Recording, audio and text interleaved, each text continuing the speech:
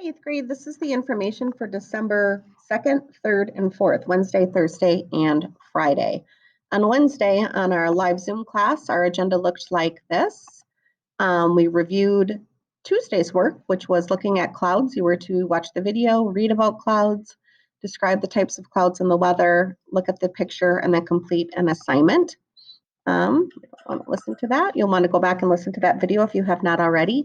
Here, this page looks at kind of the base words that clouds are named after. We've got stratus, which means layer, cumulus, which means heap, cirrus, which is curl of hair, and then we've got nimbus at the bottom there, which means violent rain.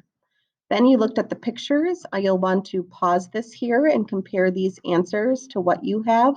The four that are really important to know are these high, thin, wispy cirrus clouds that indicate fair weather, stratus clouds, which give a real kind of layered or covered appearance and usually is little to no precipitation. Cumulus are these big puffball clouds, which generally indicate fair weather. And then these cumulonimbus clouds, which have a lot of vertical development, meaning they're very tall in the sky, and they are sometimes associated with very severe weather, thunderstorms, and hail. A really nice picture here that shows where in the altitude ranges these different clouds are found. And then don't forget to complete assignment number 18. So that was Tuesday's work. On Wednesday, we took some notes on air and air pressure, weather being the condition of Earth's atmosphere. Earth's atmosphere is the envelope of gases, and remembering that our atmosphere is mostly nitrogen. Here we had a little balloon demonstration where I had one balloon that was inflated a little bit and one that was inflated a lot, and I used it as a balance and had a fulcrum. And we saw that the one that was filled up a lot went down, and that's because air has mass. We call the weight of air pressure. We measure air pressure with a barometer, and air moves from an area of high pressure to low pressure. So then the rest of our lesson is really focusing on what are the characteristics of these two types of pressure systems, high pressure and low pressure.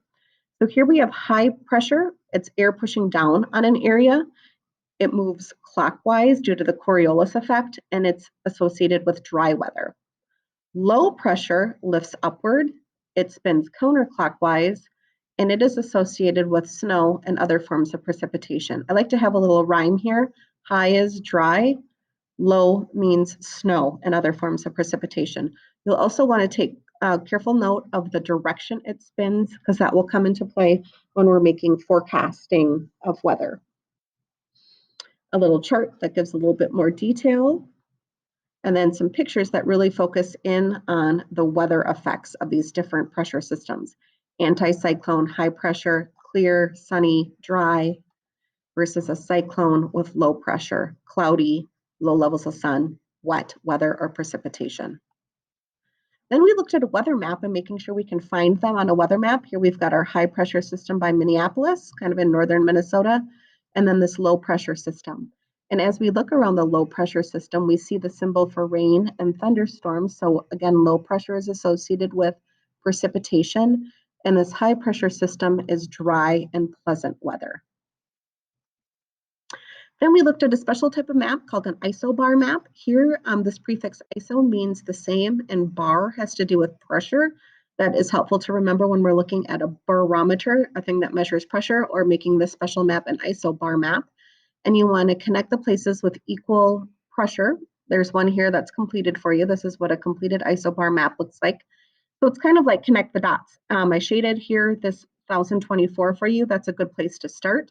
So you want to pause this video and connect the areas with the same pressure, and then resume the video and see how you did. Welcome back. Your pressure system should look something like this when they're connected. There's a high pressure system over here, and then a low pressure system over on this side of the map. Practice is assignment number 18. On Thursday, there will be a video for you to watch as we're doing a cloud.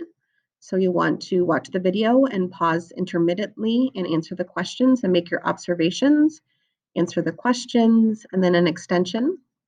On Friday, you'll be watching a video about storms. And then you'll find pictures for each of the storms and enter those, and a practice assignment. So your to-do list, if you haven't done the atmosphere test, do that, assignment 19, and then Thursdays.